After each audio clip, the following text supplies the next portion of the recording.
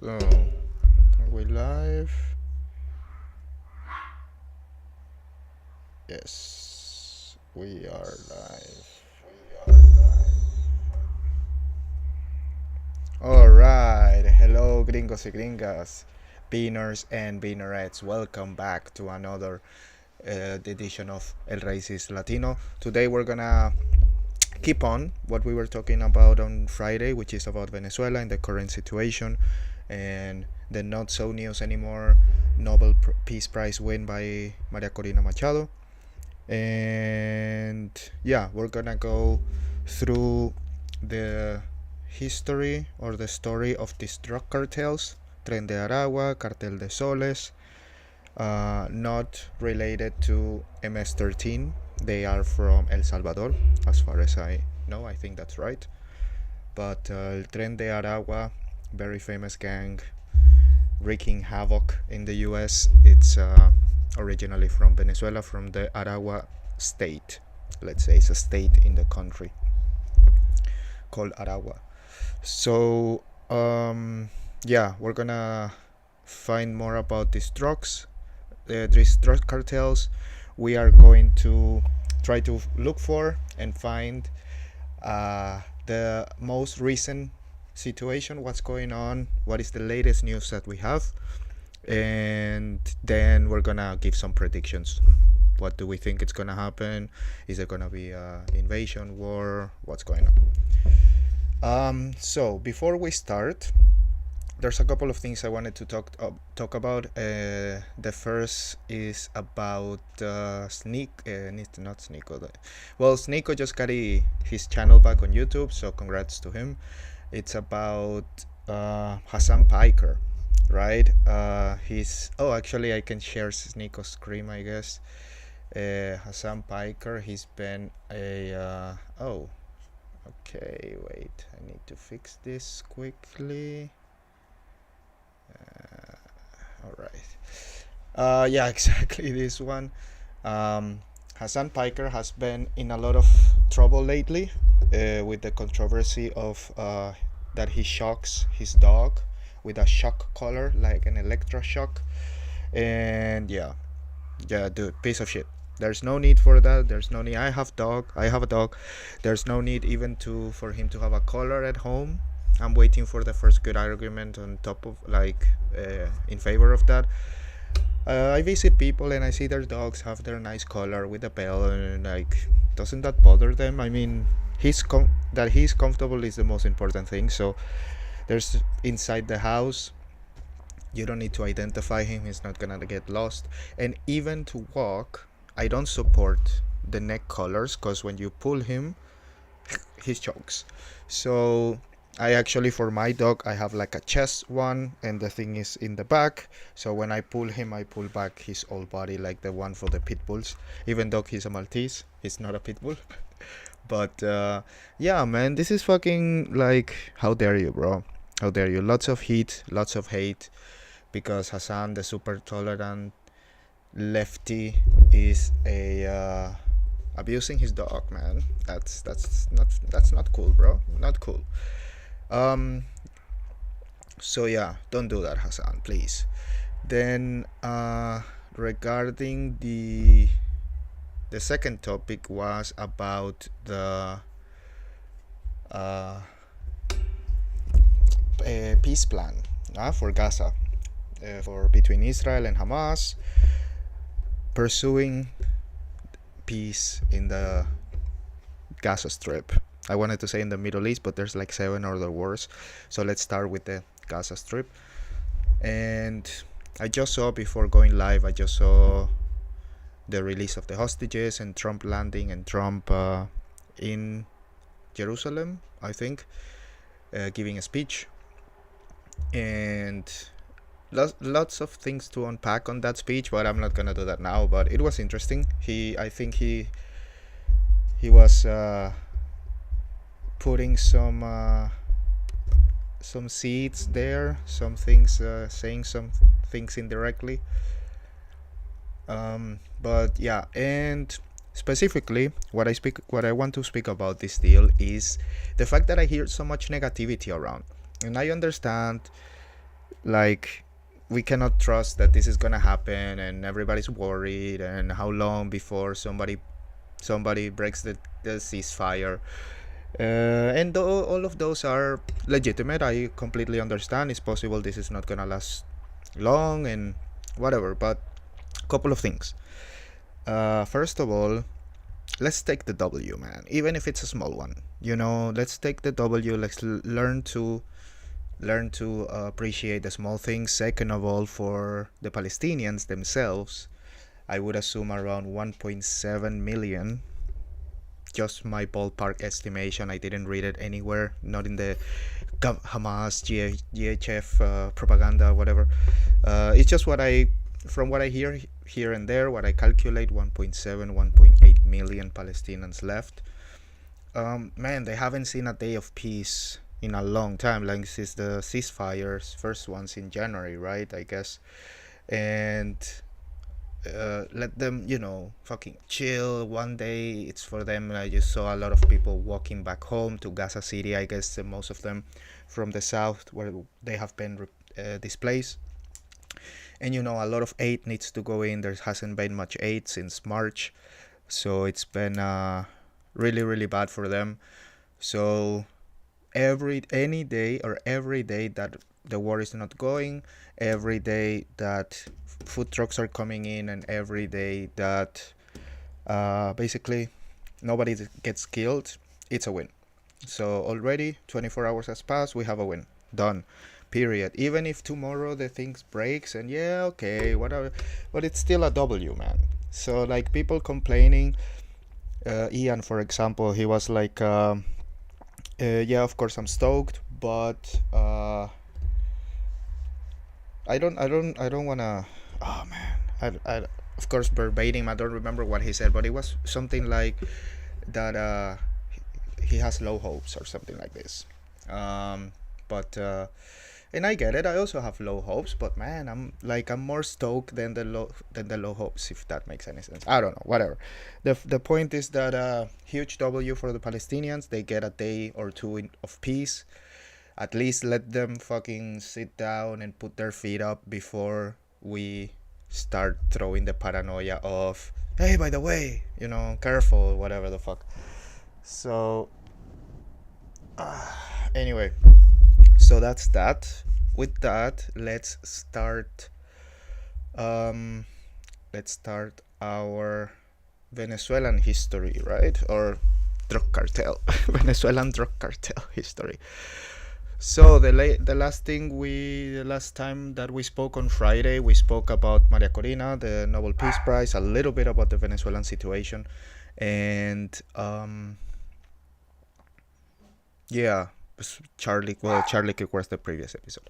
So I guess that was it. We read, we watched some news at the end, and we left the rest for today. So yeah, the way that I want to start is by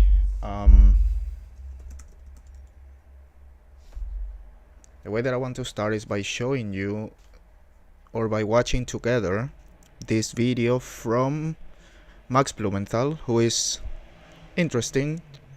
I mean, he has he's honest, right? And he's how do you call it,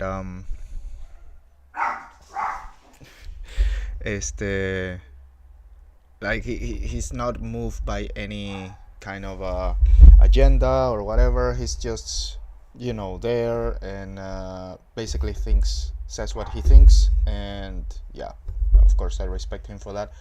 A couple of things I don't agree with him, of course, and even though things that I do agree with him, there's a couple of things that I disagree on how he talked about them or approached them, etc. But yeah, I mean, otherwise very successful and legitimate independent journalist. He now has the Gray Zone, by the way. Recommended everybody to follow him. He's great. And yeah, he speaks with this dude. Where is it? I just saw it, actually. I just saw it not long ago. Oh, you know what? Let's make this easier. So So there's this video, but there's another one. 6 months ago. No, John Bolton. Yeah. 6 years ago. Yeah. All of this is 6 years ago. Jesus Christ. The last time he spoke about Venezuela was a couple weeks ago, and then 6 years ago. So Venezuela, the real cartel. Interesting. This we can check out too, with Aaron Mate. He's cool as well. He's the host of The Useful Idiots. Very nice channel. Also with Katie Helper as a co-host. Couple of cool guys, cool people. Here it is. But is it really true that... Oh wait, no, this is not the one. Is it? What the fuck, man?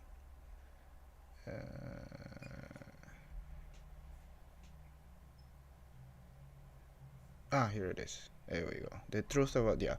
Okay, so before we start though,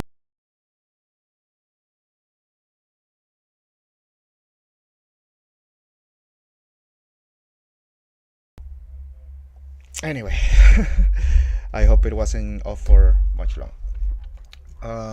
Before we start, I wanna make it clear who this guy is, right? We wanna know who we are listening to. It's very important because everybody propagandizes, and this is one of the things that like in political argument is very hard for people to just put this basic kind of human condition into their own examples, because everybody complains that the other guy is propagandizing, and everybody thinks everybody else is propagandizing except their own side, their own leader. He's always telling the truth, he's always the victim. And this happens with every supporters of Trump, of Israel, of Russia, of Ukraine, of Venezuela, Chavez, Maduro, and Putin, and Trump supporters, and Netanyahu supporters, and like whoever. It's like, so yeah, every politician lies except Trump. Let's use Trump as this example, of course. Every politician lies except Trump. Every government propagandizes except the US or the GOP in this case, because the Republicans are in charge. So of course not. Like, I don't understand how you can see the leader that you follow and just believe everything he says. Just like, dude, he's not like a fucking rock star, dude. He's actually, he should care. You should actually judge him if you follow him. Especially if you follow someone, you want to make sure he toes the line of what he promised. You're dedicating to your life to this person, so you may as well make sure that he's not a fraud, right? But yeah, of course, it's a lot to do with personal insecurities and identities and blah blah blah. So anyway, so this guy, we want to know on which side of the propaganda he is, because wherever we're gonna hear, if we're gonna hear from an journalist that supports, like it's under the Maduro regime, that we know we're gonna hear Maduro communistic propaganda. On the other side, if we hear some journalist that it's American, let's say, or from the system, from the administration, then we can assume the opposite. So in this specific case, this guy is actually a journalist living in Venezuela, so supporting. If he's living in Venezuela, he obviously supports the government. Otherwise, he couldn't live there. So we are listening to a guy that is very biased to support the Maduro regime, probably very biased towards communism, and probably he's gonna want to downplay this drug cartel thing. He's probably gonna use a lot of fake news technique. Everything else is fake news, and kind of diminish the real role that these people play. So yeah, of course, step by step, we're gonna question him and stop whenever, he gets out of line. But let me see if I'm set up here. So yeah, let's start. So we have a strategy here that's playing out to destabilize and overthrow the Venezuelan government that differs from what you mentioned, the color-coded or color revolutions in the past that began in 2015, obviously builds off the sanctions that came in under Obama and escalated under Trump and Biden, but it also reflects the failure of the strategy to recognize an alternative parallel government under Juan Guaido. And it's moving more towards using kind of a criminalization, drug war tactics to increase military activity. Can you talk about the transition of Yes. strategy there and how Cuarteles del Sol and Tren de Aragua became central to this strategy, even as they lost power in Venezuela? The Carteles del Sol, the cartel. The gringo speak gringo speaking Spanish is fucking hilarious, man. Nice try, Max. Yes, sure. Three things. First, and actually, I am taking the opportunity to clarify a mistake I've made in previous interviews with Glenn Deason and then with Ahmad from Propaganda and Co. Because I actually placed the paradigm shift regarding Venezuela in 2019, and that's a mistake. It was 2020. It was after, by the way, the Gideon operation, the Bay of Piglet operation, like you call it in the U.S. The That Bay there of was this Piglets. meeting that is written that there's an account by Mark Esper, former Secretary of Defense, when they talked about like basically there was no more sense anymore on promoting the idea that this is a matter of democracy and the U.S. is bringing it over, and that's why they recognize Juan Guaido and all that because already was a whole year after this and with no real significant outcome, and it got worse after the Operation Gideon, of course. So that's when William Barr said basically, look, we don't have to make. Of course, I'm paraphrasing it, but we don't have to make this political. This is a security matter. Nicolas Maduro, it's money laundering and it's selling drugs, and then one more time after a few while without hearing from it, the Cartel de los Soles came about, and then you had also reports like the one written by Douglas Farrar, not too long after the indictment and the bounty, and at that moment the $15,000 bounty on pointing to the whereabouts of on pointing to the direction where Nicolas Maduro was in the in the Miraflores Palace. By the way, they owe me money now, and so that's when it started amounted. The Farrar report actually called the Joint Bolivarian Criminal. Yeah, everybody make this joke, right? Everybody was like, first of all, he said 15,000. It's 50. It was 50 million bucks. 50. 50 million bucks. So a lot of money. And yeah, everybody make that joke. Like, yeah, he's in the presidential palace. Where's my money? Enterprise. That was the term that he wanted to coin, which was funny enough, it wasn't that successful. And trying to connect at the same time Venezuela, Iran, Nicaragua, Turkey as a massive global ring of trafficking, not only drugs, but also gold and oil and whatnot. Basically trying to criminalize, in a way, the means and tactics that the Venezuelan government could be using to circumvent the chokehold and the blockade, the chokehold of sanctions and blockade and the trade embargo. And we're talking about this was happening during the worst years, economically speaking, 2019, 2020, 2018 before that, and in the middle of the maximum pressure campaign. Remember that 99% of the oil revenue dropped and etc. So this is the moment when they shift into the criminalization and making more a security issue more than a political one, more than a problem of authoritarianism or whatnot. That's the first thing. Then you got the. So the question was about the Cartel de Soles, right? Or no, how the cartels were created, and he went on something how America is so oppressive with the sanctions. So as we spoke, propaganda. So I would say that so far we have heard nothing. Tren de Aragua.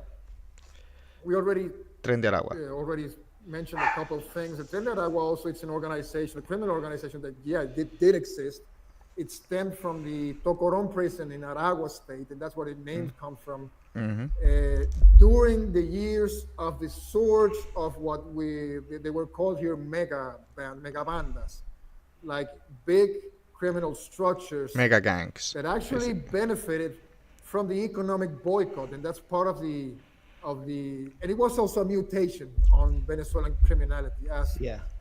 as there were these were no more turf gangs that were actually just controlling small pieces or sections of barrios or cities or rural areas, but actually organizations that expanded. They assimilated other organizations and were able to diversify their economic portfolio and to catch up with the actual model, post neoliberal model of criminality in Latin America and other places that has on prisons a significant logistical rearguard. And think about the Primer Comando Capital and Comando Vermelho from Brazil.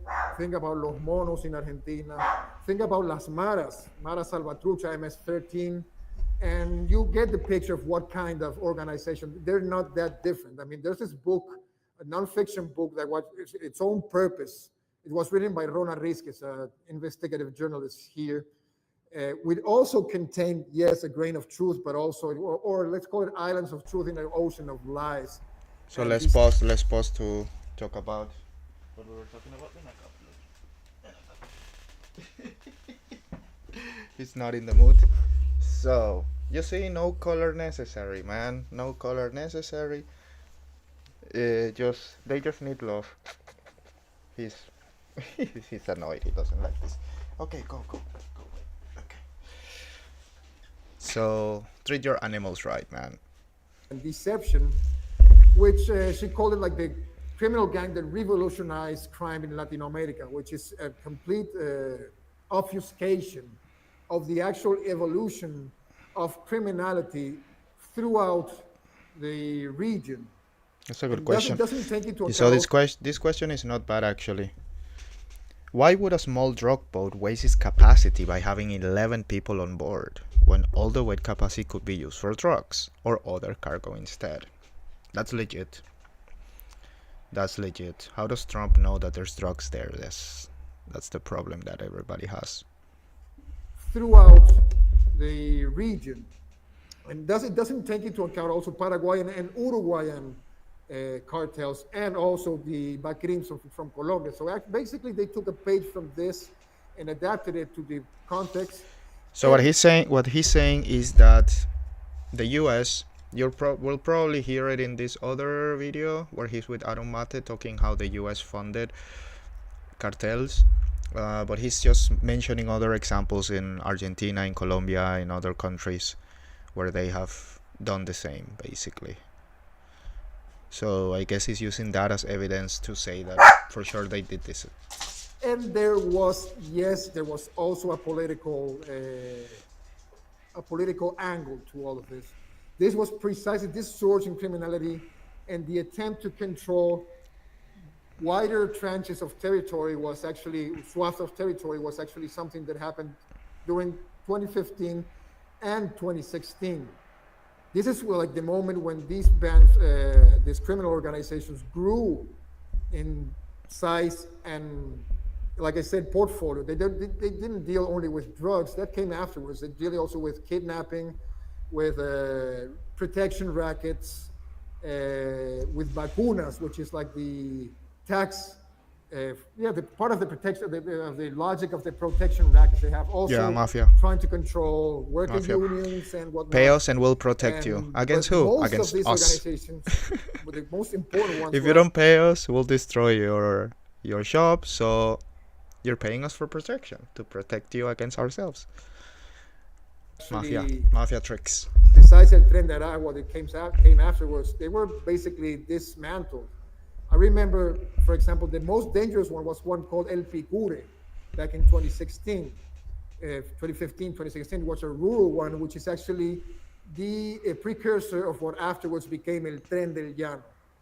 And in the case of El Tren de Aragua, what made it, besides the hype, and I'm talking about without the spin, without the hype, what made it what made it expand was actually the turbocharged migration, which also it's completely related to the sanction regime, to the economic close to collapse of Venezuelan economy and wages and whatnot, and with the overstimulation by other governments. Think about the Ivan Duque government in Colombia, Pedro Kuczynski in Peru, the Piñera government in Chile, and Lenin Moreno in Ecuador that actually called people to say, come over to our countries and we'll give you legal salaries, we will protect you. But of course, we're talking about states that are actually unable to protect their own people. So how come they're going to protect the Venezuelans?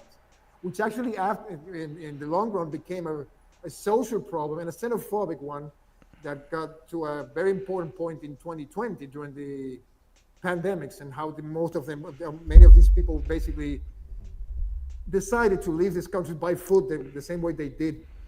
And yeah, probably. Yeah, I saw it in Bolivia in 2019. There were Venezuelans begging on the streets, waving Venezuelan flags to appeal for the pity of local people in La Paz, and they had been asked to come there and asked to go throughout the region and promise protection, and they all were. Yeah, the communism government has never worked, not only the Venezuelan one, but my main argument when I do this kind of debates is just mention me one to the communist supporters. Is give me one example, because it didn't work in Vietnam, it didn't work in North Korea, Cuba, the Soviet Union. China is working now because they just became capitalist. So China is now, they just pulled 800 million people out of poverty in a matter of 5 years, something ridiculous. And now they have this kind of communist capitalism thing going on, where the only thing communistic about it is basically the dictatorship, it's basically the censorship, and the overwhelming security in, like, not only digital but like in the city, in the streets, cameras everywhere and metal detectors to get into the metro station. And you cannot, like, you get searched where you go when you go into famous tourist places. So not to be in the city is okay, but if you want to see the Forbidden City, for example, or you want to see any kind of big touristic attraction, you get searched by security and they take your lighters away and shit. So it's otherwise it just doesn't work. Like, communism doesn't work. So it's it's a moot point. It's very nice in paper, but people leave, man. When you bring communism to the country and things start going bad, people go. And yeah, it was like one of the biggest migrations in human history or something crazy like that, 6-8 million people or something.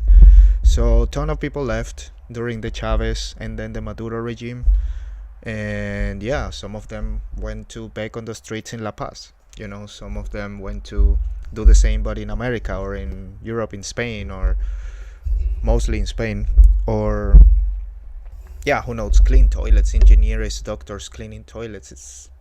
It is what it is. They all were turned homeless. I mean, these were entire families.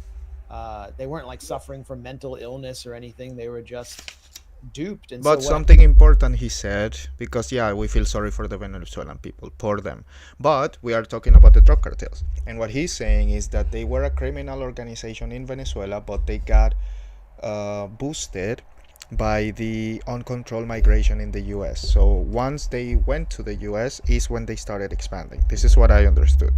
I hope I'm getting it right. So what happened? They went north. Yeah, because precisely, that's the thing. Yeah, that's what he said. They went north. Mental illness or anything, they were just duped. And so what happened? They went north. Yeah, because precisely, that's the thing. So yeah, because of the communism, everybody left, including to Venezuela. So the mass migration was not because of these sanctions. I mean, yeah, whatever. All of this is propaganda. All of this is propaganda to excuse that we have a real reason why people are leaving. And it's not us, it's not the government or the communism. We're doing everything right. it's always these external forces, either America not doing whatever or this, just blaming, always blaming someone else. But bro, if you have a 6 or something, 20%, 25% of your people just leave in 10 years, like, dude, there has to be a reason for that. Like, look in the mirror and you're like, maybe it's me, you know?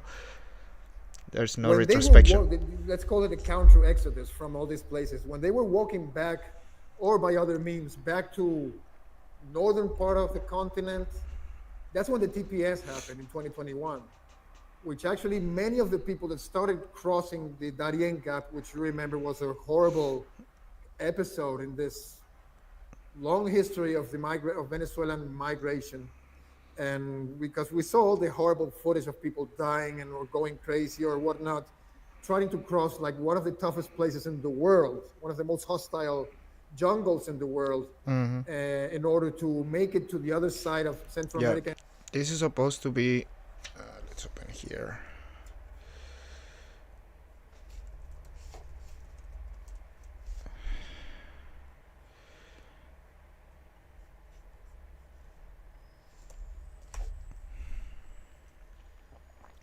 So this is supposed to be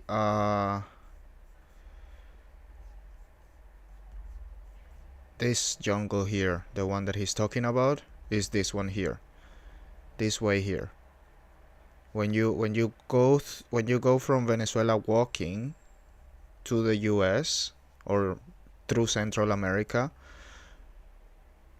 you have to go through this very, very dense jungle right here. All of this, and here is where people get lost, where people die, where people get kidnapped, where a lot of crazy shit happens. It's very risky, not everybody makes it. This is the road, I guess, that people use. Yeah, of course you don't go through the jungle, I mean it's not the 1500s, but it's still this very tiny road or whatever through deep dense jungle, and even smaller roads, right? So all of this is very dangerous for people to go through, to walk through. America, and then after that, walk all the way up to the US. And many of the people actually succeeded, including, of course, criminal elements that were a part of this. And yeah, and they got to the US, the United States during those unrestricted years of, unfettered, deregulated migration. That's Yeah, not during a Biden lie. years. That did happen. I mean, I'm not talking exclusively about Venezuela. I'm talking about the migration policies of the US back then during the Biden years. So, and that's when they get into the US, to then afterward being tragically criminalized the way they were. And I'm not talking about only criminals. I'm talking about common Venezuelans that went there just to make a living. For whatever reason they did it. I mean, we have to be compassionate about that and to understand it, regardless of their own vision of the government. Many of those opinions probably have changed now that they've been risked by the Venezuelan government, or they've gone through the hell of Secot, the maximum security prison in El Salvador, or even to Guantanamo. Many were sent to Guantanamo as well, and being afterwards rescued through negotiations with the U.S. between governments, between the Venezuelan government and the U.S. government, in order to bring them back to Venezuela, in order to even to deliver what the U.S. was asking regarding the Venezuelan migration back then. But it also became, it has been throughout all this decade a chip for negotiation. I mean, the value of the lives of these Venezuelans is near to zero, especially especially after Gaza. I mean, we're behind the Gaza paradigm now, where life of brown global South people are as worthless as anything else. But the overall point is that the U.S. destabilized Venezuela. William Brownfield, the ambassador, said, we want to destroy the Venezuelan economy and society. Like, they openly said it. They did it with sanctions, created a migrant wave, which could have easily been predicted, which was exacerbated by COVID and the controlled demolition of all of the economies, especially in the global South. TPS brought them in, helped bring Trump to power and so on, brings Rubio back. And all along, with the destabilization, Tren de Aragua was benefiting from the migrant trade. But at the same time, they were being dismantled in Venezuela, and their base of power was in the Venezuelan prisons. So I mean, just really quickly, Tren de Aragua has no, I mean, this was a U.S. intelligence assessment. U.S. intelligence officials assessed that Tren de Aragua has no connection to Nicolas Maduro, that Maduro is not directing this gang, and that it had been mostly dismantled. And Tulsi Gabbard, who had opposed for her entire congressional career the whole U.S. regime change campaign against Venezuela, comes into the Trump administration after switching parties opportunistically and gets a job. I mean, she was kicked out of the Democratic Party, treated very badly. We all know that. But Yes. she then participates in this kind of stovepiping intelligence operation, sort of like the Venezuelan analog to the Office of Special Plans that the neocons ran ahead of the Iraq invasion, in which they stovepiped phony intelligence to the president and the public and got around the sort of so-called intelligence community because they were not assessing that Iraq had WMD. And what I guess this is the full interview. I haven't seen this yet. 2 hours they speak. And for a minute they have this guest. And then again. Okay, goodbye. I know they stay. I know then he stays for the rest of the thing. Alright, interesting. And And what they, Tulsi did was she fired the intelligence officials who said Maduro had no connection to Tren de Aragua, and basically she did this for two reasons. Number one, to legitimize the 1798 Alien Enemies Act, which would allow for the deportation of Venezuelans, basically declaring that they were all a narco-terrorist threat to the United States, but also creating momentum for the show of force that we're now seeing against Venezuela on the basis of fighting narco cartels. mind you, Max, that also something that's quite important here. It's a report based. All the you can trace it back. You can track it back to that. There's this report by the American Enterprise Institute, of course, which is the baseline assessment that has been repeated by the USG all this time.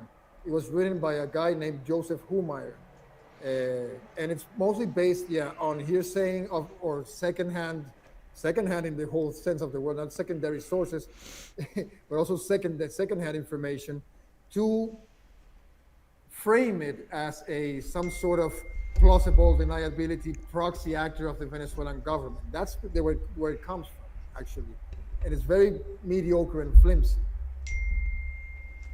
Yeah. Never blame So us. that becomes the basis for this entire intervention, along with Cartels del Sol, which you said existed during the Fourth Republic prior to Yes. Chavez, and it doesn't exist anymore. They just keep. So this was brought up. Carteles del Sol was the basis for the bounty on Yeah, for Nicolas the doubling Maduro. This down is of the the bounty. bounty. This is on Exactly. the State Department or South Florida Department website. Uh, and they just increased the bounty to 50 million, the same as Bin Laden's bounty. They inform us that Nicolas Maduro's hair is black and his eyes are brown. So in case Yeah. we find him, we can capture him. Yeah, And he has a mustache also. and then they say this is the key part. Maduro helped manage and ultimately lead the Cartel of the Suns. It's like a Yeah. plot from like a crappy Tom Clancy book. Uh, That's and that's the extent of harm of the Clancy mentality right there. That's exactly it. well, it did a lot of harm. A lot. I mean, it was Yeah.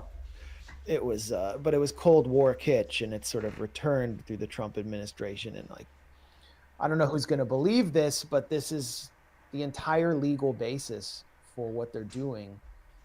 And mind you, something that's pretty fun, and you can find it's the name comes from uh, back in the 90s. The head of the anti-drug uh, enforcement of the National Guard of Venezuela, which actually was working intensively with the U.S. Suddenly in the 90s, in 1990 was actually, there's this load of cocaine that was found in the Miami International Airport by the DEA, that actually led back to Venezuela, and it led back to Brigadier General Ramon Guillen, which was actually the CIA Who's that? command here in Venezuela back then, and there was the one guy that was actually doing all the Mm. indictments, and on behalf working with the CIA, was actually acknowledged by the Times as the most trusted CIA asset in Venezuela back then. So there's the 60, to make this story short, you can also find it on YouTube. There's a 60-minute program precisely focused on this uh, episode of the war against drugs. Of course, drugs winning by a huge score, in which it was another episode also of CIA working on the different direction, allegedly, of the DEA, because the CIA actually met with the DEA attaché here in Caracas and asked him, like, just allow this to come over, because this dude, this Ramon Guillén Dávila, was actually doing our bid, and he was infiltrating. Oh, this is the problem, right? That regardless how much I disagree with communism, and no matter how much I want this guy and his government to be wrong and to actually be guilty, it's very hard to. It would be very easy for me just to say he's just lying, blah blah blah blah blah. Yeah, of course it's the Americans' fault, but the problem is that the Americans do this a lot, and especially the CIA. So I am more inclined to believe him, even though I don't want to. Even though, like, of course, he's just saying, look it up, and of course I won't look it up because I believe it, because the Americans have done this not only once, but for a very long time and many times, at least since the 80s, for sure. So probably before that too. That's the problem. The problem is that you cannot really trust. The problem is that it's very believable, because they've done it before. So you cannot even go like, oh, show me proof, blah blah blah. You listen to this and you go like, yeah, okay, that's fair. Fucking gringos, man. So corrupt. It's so like both sides. It's there's no middle ground. Either you go with these people who wanna control you and take all your money, or you go with these people who wanna control you and take all your money. It's like you just, you just are you on the west or not? But otherwise, it's the same. It's the same bullshit. Both are the same. El Cartel de Medellín. So in order to make him reliable for the Cartel de Medellín, then they said the Cartel de Cali, we have to allow him to get some of the shipments of drugs through the U.S. So it resembles the Contra cocaine, the crack cocaine scandal, and also the cocaine coup in Bolivia in the 80s. I mean, it was the same kind of interagency infighting in which the CIA was basically trying to fund their own operation with drug money. What the Contra, what he's speaking about, is very fucked up history. It's called the Iran Contra scandal. And yeah, the first time I heard it, I was like, we're talking about the Sandinistas in Nicaragua. What the fuck does Nicaragua and Iran have to do with anything? Well, I don't remember the names of the congressmen and stuff, but the story goes like this. They wanted, America wanted to have war in Iraq, I think it was, and the Congress didn't approve it. They didn't have any money. So to support this war, they sold money, they sold weapons to the Sandinistas in exchange of, no, they sold drugs. What the fuck was it? They sold drugs to Iran, or they sold weapons to the Sandinistas? No, they wanted to give weapons to the Sandinistas, correct. But I think the Sandinistas pay them with drugs, something like this. So then they took that drug to the US and took that money so they could buy. So they took drugs from the Sandinistas. I think this is how it was. I apologize. They took drugs from the Sandinistas, sold the drugs in America, took that money to buy weapons in Iran, um, so they can. Uh, yeah, I'm sorry, something like that. So it's a very big scandal where the CIA got caught like trafficking drugs. So yeah, that's what he's mentioning. And I apologize. Actually, we might later just watch a little short documentary to find out what's going on with the Iran Contra controversy or scandal. drug money.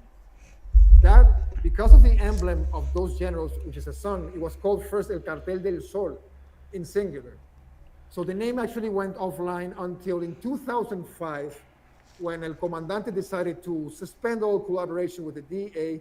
Suddenly, the name appears named by this is from a Miami Herald reportage from those years, a Miami Herald report from 2005, from a high level diplomat based in Venezuela, which didn't want to disclose its name.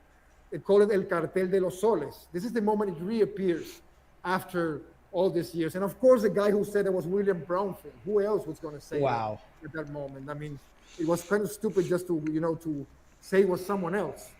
So then from that moment on, it reappeared then in 2008 when they tried to put some Venezuelan officials into the Clinton list. Then it reappeared afterwards when a series of rogue politicians that were into corruption and into more dirty stuff ran away to the US and became part of the protected witness program. And so they basically said what the US needed them to say.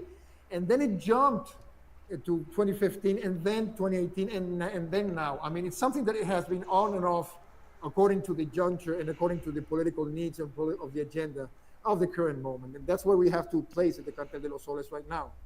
I'm not saying there's no corruption or there are not corrupt rogue elements inside whatever security structure in Venezuela, because it's too hard. I mean, the cartels have a lot of power, but only according to the UN, according to all serious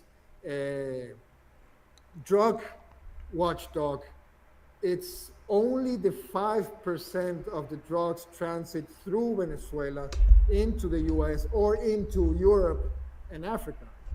The biggest movement it occurs on the Pacific Rim, and it comes from Ecuador, of all places, of course. Ecuador and Colombia, as you well know. We're going to talk about Ecuador in a second. We're gonna focus on that, and we'll bring this graphic back up. But this is, since you brought it up, these are the main cocaine trafficking routes according to the United Nations Office of Drug Control, and you can clearly see it's all on the Pacific coast coming through Ecuador, Colombia, and the main route from Venezuela is a land route to Colombia, which goes right. Yeah, they don't have direct. It's from here is Bogota, here is Quito. Here in the middle is nothing. Caracas is up here by the coast. So yeah, there's no, according to whoever these people are. So this is just a screenshot or whatever the fuck. It doesn't say, like, he just what does it say? Main cocaine trafficking routes within the Americas. All right. Right through. Let's assume that we trust Panama, which was the basis for the U.S. intervention. Now, according to the fantasies of the Venezuelan opposition, Manuel Noriega, 1990, removed by force through gunboat. Okay.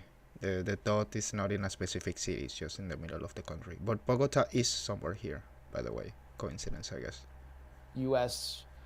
Just through a straight up U.S. military intervention on the grounds that Noriega was a drug trafficker. I mean, that's sort of the pastiche or blueprint for the narrative about Maduro. I mean, the Venezuelan opposition is openly saying we want to do a Noriega. And who was Noriega? He was a former CIA asset. The CIA worked with him to crack down on socialist forces on campus during the 1970s. I mean, Noriega's lawyer, to be sure, has written me to complain that I've said that, but there are plenty of documents backing that up. He was at the least, he was someone the U.S. saw as kind of an ally before he got started carving his space out, was appointing, Afro-Panamanian members to his cabinet. And so now Panama's like just a money laundering laundromat for international cartels, and obviously the drugs are going straight across into Mexico. This is, I mean, you don't see any routes from Venezuela. So it's a complete fraud that we're witnessing. But before, Yeah, it's Panama is so corrupt.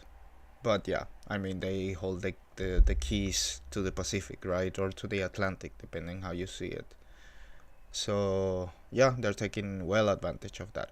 Okay, so in conclusion, I guess what we learned from Max here is that El Cartel de los Soles was a gang from long time ago, 80s, 90s or something, that didn't exist anymore, and then this guy Blofeld or something was the one that just recreated it in 2005, then in 2005, then 2008, and so forth. He said all the years.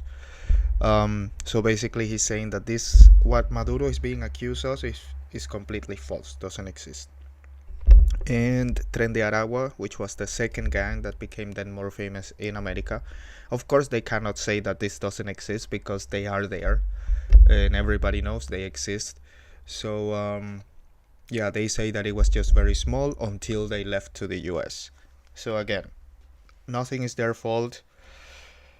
It's very hard also not to believe that the CIA was involved in propping Tren de Aragua up, and maybe also in just creating or recreating or not reincarnating, or just reviving this Cartel de Soles, right? Because they've done that before. They love meddling into other countries' businesses. This is what they do, the CIA. So let's go to find some, now that we know a bit about the cartels. If we believe what he said is different, but we know. Now let's see what the latest news on Venezuela is. Yeah, Trump is in the Middle East, this we know. Is it a new book? What?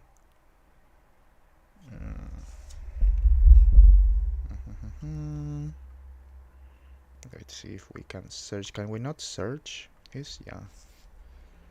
Let's say Maduro.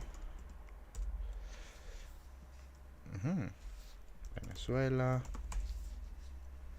Here we go. May 7th. August 8th. This was when they increased the bounty to 50 mil. So apparently Marco Rubio he doesn't even tweet about it. Let's check the latest news in the in general. Every discussion about Maduro and Venezuela on this app.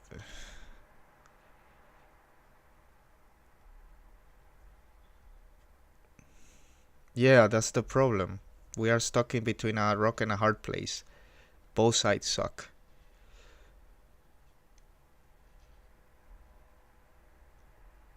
Okay, this makes sense. This we know.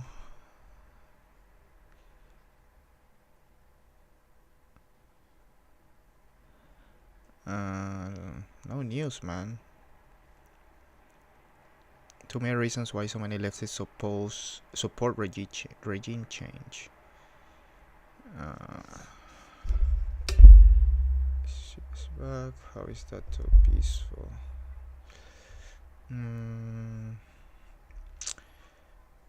Poderío estadounidense tiene de rodillas el cartel de los soles. Usa el botón de me gusta.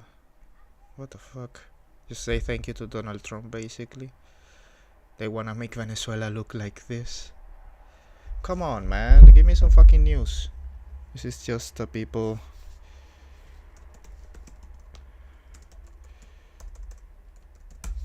Maybe I should write news here. Who knows? Let's see if that helps. Not bad. No, 142 followers. Let's see. 2016. Yesterday, actually, October the 12th is Columbus Day or whatever.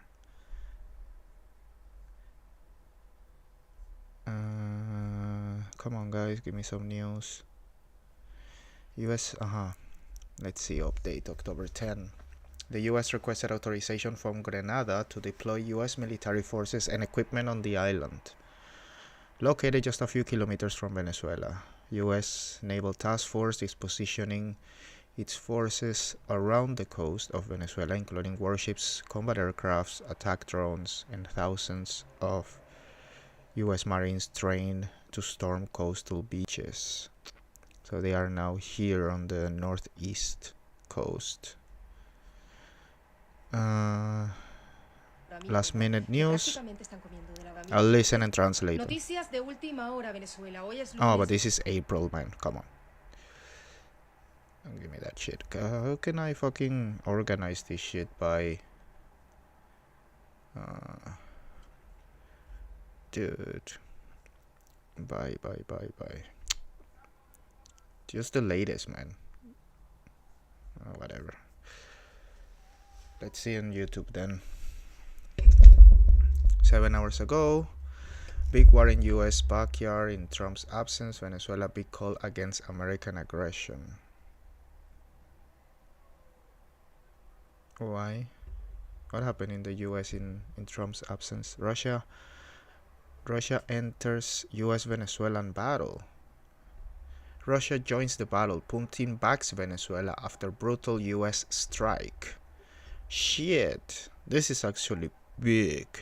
Well, it's a 3-hour podcast. Nicolas Maduro has repeatedly refuted any role in drug trafficking, insisting that the US is engaged in efforts to destabilize his government. And according to the US military, at least about 8 ships with more than 4,000 personnel have been deployed to the region, with F-35 fighter jets also being dispatched to Puerto Rico.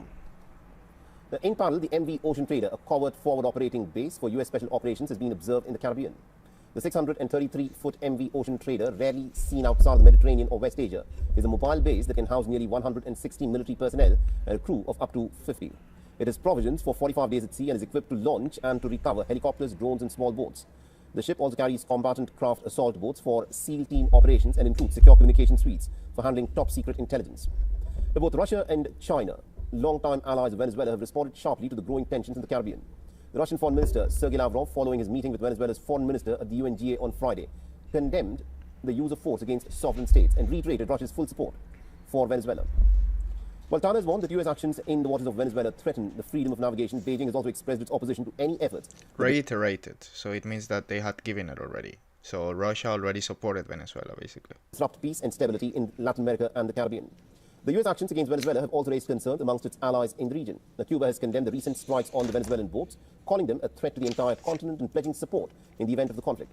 Meanwhile, Nicaragua has accused the United States of attempting to steal Venezuela's oil reserves, citing the deployment of warships in the Caribbean.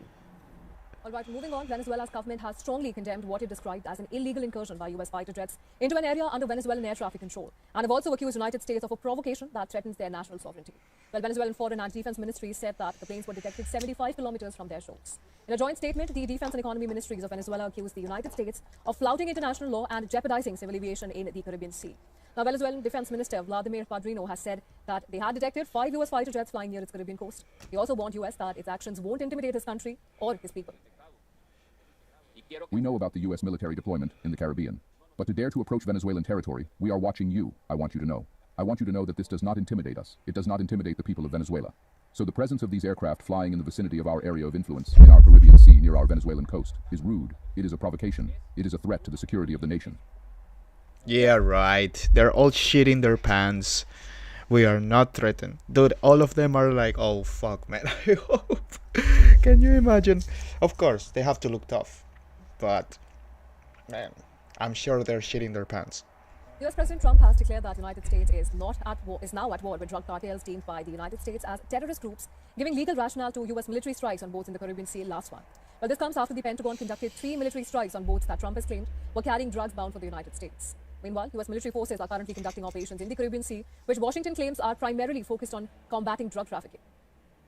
Now, the Trump administration has justified U.S. strikes on boats off the coast of Venezuela as acts of self-defense. In a formal notification to Congress, Donald Trump declared that the United States is engaged in a international armed conflict with these cartels. According to reports, the document was briefed to lawmakers this week by the Pentagon's top attorney amid rising legal questions over the U.S. strikes on suspected drug traffickers at sea. The Trump administration has designated several of these drug cartels as foreign terrorist organizations and specially designated global terrorists. So this designation puts the cartels in the same legal category as terrorist groups such as Al-Qaeda, the Islamic State. By labeling these groups as terrorists, the administration argues it gains the legal authority to use military force under the law of armed conflict. The U.S. military is actively targeting several vessels suspected of carrying drugs for criminal groups, including the South American gang Tren de Aragua. In the past month, at least 3 suspected drug boats have been destroyed and 17 people have died in these operations. The administration describes those killed as unlawful combatants. Trump has also said that the U.S. is considering expanding strikes against cartels moving by land in Venezuela. So this marks a sharp increase in U.S. efforts to combat the flow of narcotics Tiny through the Caribbean. boats, tiny. Pentagon officials, as well as the Trump administration, say that conventional interdiction efforts have failed, making military action necessary to protect American lives. Some Democrats in Congress and legal experts argue that the strikes may violate both international and U.S. law, emphasizing the absence of formal congressional approval and concerns about due process. Venezuela's President Nicolas Maduro has condemned the strikes, calling them extrajudicial killings and acts of aggression. And amid these tensions, Venezuela has accused the U.S. of illegally flying F-35 fighter jets near its coast. Venezuelan officials call the flight a provocation and a violation of international law. The United States is reportedly exploring its options to strike deep inside Venezuela as part of its so-called war on drugs. Its ships are already in the Caribbean. Venezuela has vowed to respond. With tensions rising, the question rises, is this the new theater of war?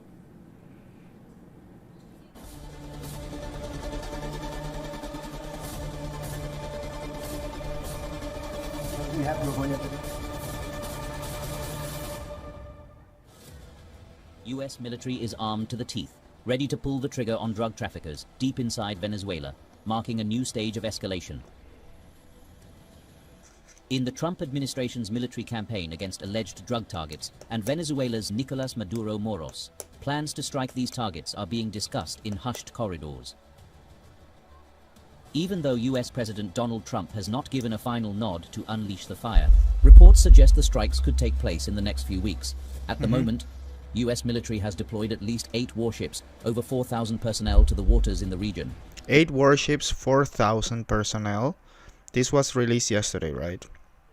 So in the next few weeks, we could have a war in Venezuela. Its F-35 jets are deployed to Puerto Rico. Trump says U.S. Command Center has targeted at least 3 boats from Venezuela, which were allegedly involved in transporting narco-traffickers and drugs. Narcotics in Venezuela. President Maduro in Venezuela says that he's getting ready to invade his country. What is his message to him? Well, I would say this right away. Stop sending Tren de Aragua into the United States. Stop sending drugs into the United States. We knocked off actually 3 boats, not 2, but you saw 2. U.S. covert floating base, the MV Ocean Trader, has been observed in the Caribbean, rarely seen outside the Mediterranean or West Asia. The 633-foot MV Ocean Trader is a mobile base that can house nearly 160 military personnel and a crew of up to 50. It has provisions for 45 days at sea and is equipped to launch and recover helicopters, drones and small boats. Venezuela says U.S. is inducing a war in the Caribbean, vowing to thwart threats, lies and cannons. The denunciation of this attempt to bring war to the Caribbean and South America in order to promote a regime change that would allow them to steal Venezuela's incalculable oil wealth and so forth I saw this live. The Venezuelan people love peace and that Also conducting military drills with Russian-made Sukhoi Su-30 fighter jets equipped with anti-ship missiles. The South American nation has mobilized over 2,000 soldiers and militias on its In a show of strength, Venezuela is also conducting military drills with Russian-made Sukhoi Su-30 fighter jets equipped with anti-ship missiles. The South American nation has mobilized over 2,000 soldiers and militias on its front. Venezuela's long-term allies Russia and China have condemned the simmering tensions in the Caribbean waters. Neighboring countries like Cuba say the recent strikes on Venezuelan boats pose a threat to the entire continent. While US has placed a reward on arrest of Maduro, Caribbean is a ticking bomb waiting to explode. Bureau report, We On, World is One. The U.S. military officials are exploring various options to target drug traffickers in Venezuela with potential strikes within the country's borders, possibly starting in a matter of weeks. Now, NBC News, citing 4 sources familiar with the ongoing discussions, has reported that plans are being considered that focus mainly on drone strikes targeting members and leaders of drug trafficking groups, as well as drug labs. The sources have also mentioned that these strikes could potentially take place in Venezuela within the coming weeks. However, they have noted that President Trump has not yet given approval for any action to move forward. Now, any strike inside Venezuela will represent a sharper turn in the Trump administration's use of force against the purported drug targets, escalating tensions with the country's leadership. Now, according to Trump's post on Truth Social, the U.S. military recently targeted at least about 3 boats from Venezuela, which were allegedly... Oh, it seems that this video is on repeat, so it looks like it's gonna be shorter than 3 hours. Yeah, this is on repeat. That's good. Let's finish. In transporting narco traffickers and drugs. Now, Venezuelan President Nicolas Maduro has repeatedly refuted any role in drug trafficking, insisting that the U.S. is engaged in efforts to destabilize his government. And according to the U.S. military, at least about 8 ships with more than 4,000 personnel have been deployed to the region, with F-35 fighter jets also being dispatched to Puerto Rico. Now, in parallel, the MV Ocean Trader, a covert forward operating base for U.S. special operations, has been observed in the Caribbean.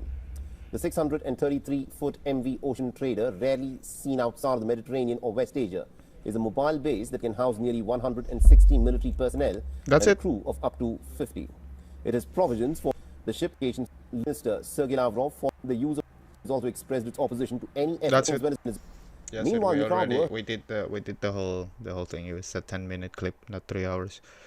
Venezuela moves in fast on U.S. Navy. Then this happened. Let's see. At 0517 local. Okay, so from the first video, what we can clarify is the U.S. has 8 ships and 4,000 personnel. I heard 2,000 Marines, so of course plus personnel of the ships, whatever. But Venezuela is training with Russian weapons and Russian boats or Russian aircrafts, maybe. And yeah, they have deployed 2,000 troops to, I guess, the coast, or yeah, just reactivated a couple thousand troops to train, just in case, and they're using Russian weapons. Local time, the USS Gravely's forward gun mount shudders to life. Steel shifts. Crewmen freeze mid-step.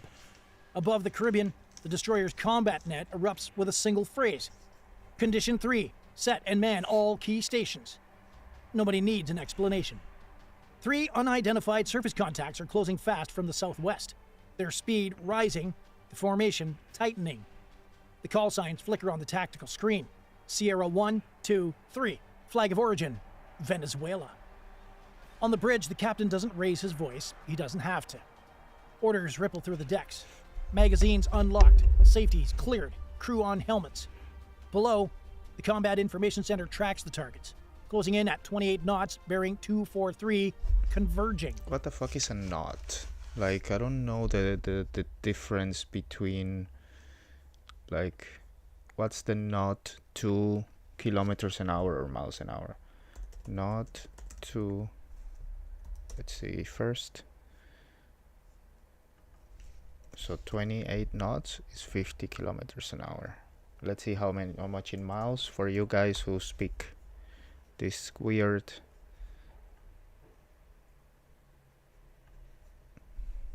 .15, and those 28 knots was 32 miles an hour. All right. So 1 knot. Oh shit. 1 knot. It's almost 2 kilometers an hour, basically. All right. The destroyer's 5-inch gun rotates just a few degrees, enough to send a message without firing a single round. Visual confirmation? Negative, sir. Low profiles, likely fast patrol boats. The Venezuelans are running light. No heavy signatures, just speed and intent. Whoever's driving them knows exactly how to get close without crossing a line. The Gravely's electronic warfare suite hums online, sensors spreading across the electromagnetic spectrum. Every ping, every emission is recorded. Up on deck, sailors glance toward the horizon where the sun hasn't even broken yet. They don't see shapes, just motion, streaks on water. They've done this before, but not with Caracas this angry, and not this close to the edge of international waters. Because this time the order isn't stand by, it's show presence. The operations officer leans over the surface tracking display. Contacts are now inside 12 nautical miles and... What does show presence mean? Like, fucking, what's up? Or, you know, throw something that explodes, you know, a little bit on the side right next to it. No damage, but you know. So yeah, there were some tensions. We're not gonna listen to this 16-minute video unless you like naval war strategy. There has been some tensions. Russia is supporting. Yeah, it seems like how do you call it? Any day now, in the next weeks, there might be invasion. Now, there's actually a little nugget that I wanted to share. Is basically the reason. What's the reason? Why is this happening now, right? Why are we why after so many years Venezuela has been doing basically the same. Nothing has changed much.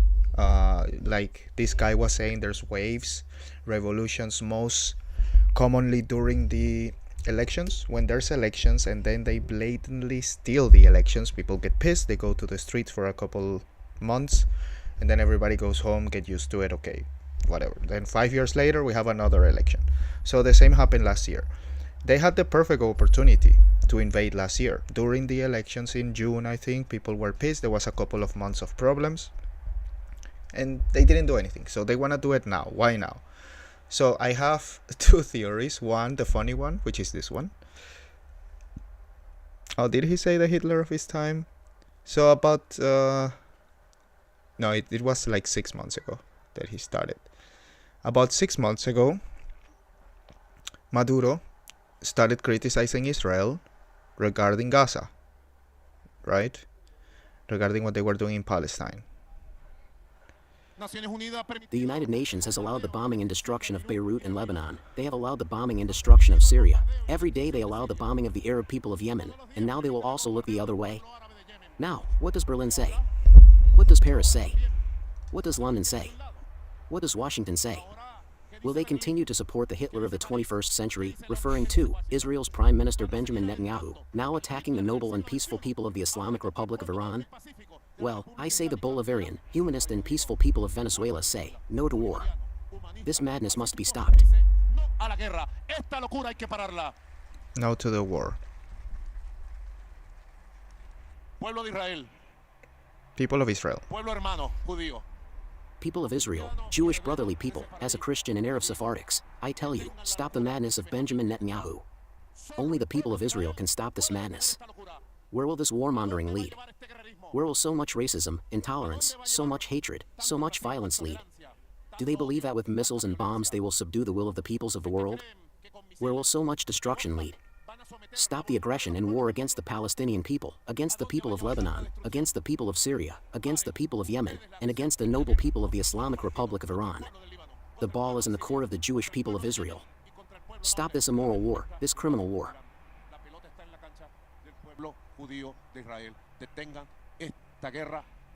Okay, so he's calling for the people of Israel to basically get rid of Netanyahu, I guess. So this was 3 months ago.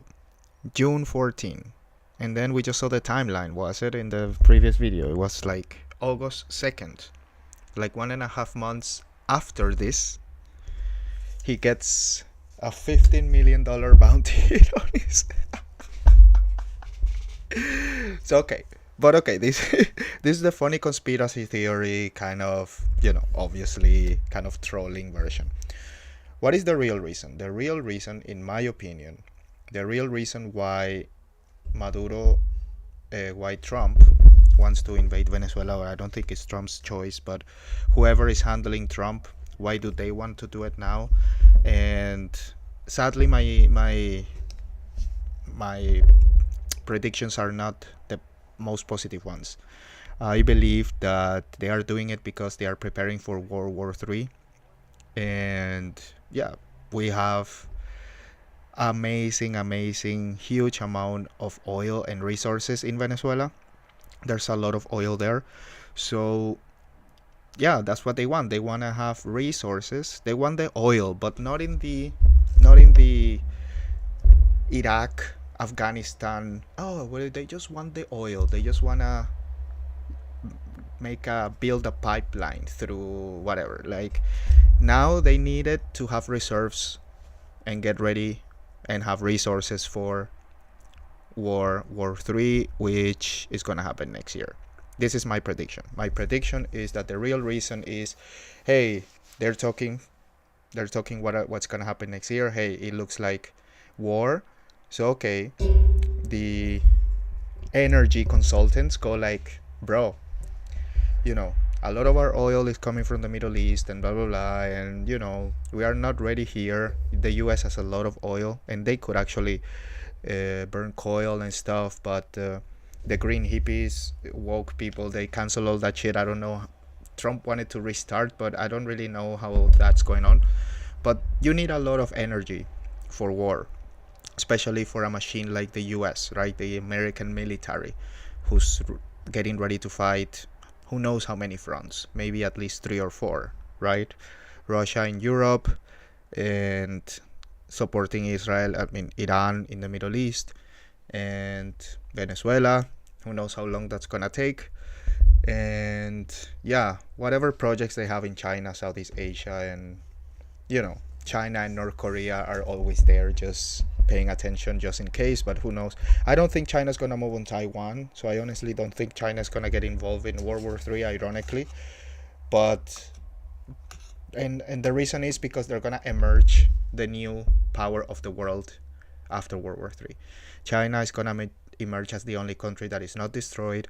China is gonna emerge as the only country that is not broke, that didn't lose, I don't know, huge percentage of its population due to war, and money, resources, etc. Know everything that war brings, especially a war that scale. So I think that's gonna be China's boost to become the hegemony of the planet, let's say by 2030. We will see. All right, gringos y gringas, beaners and beanerettes, thank you very much for watching and hanging out. And yeah, I will see you tomorrow for another live stream. Peace.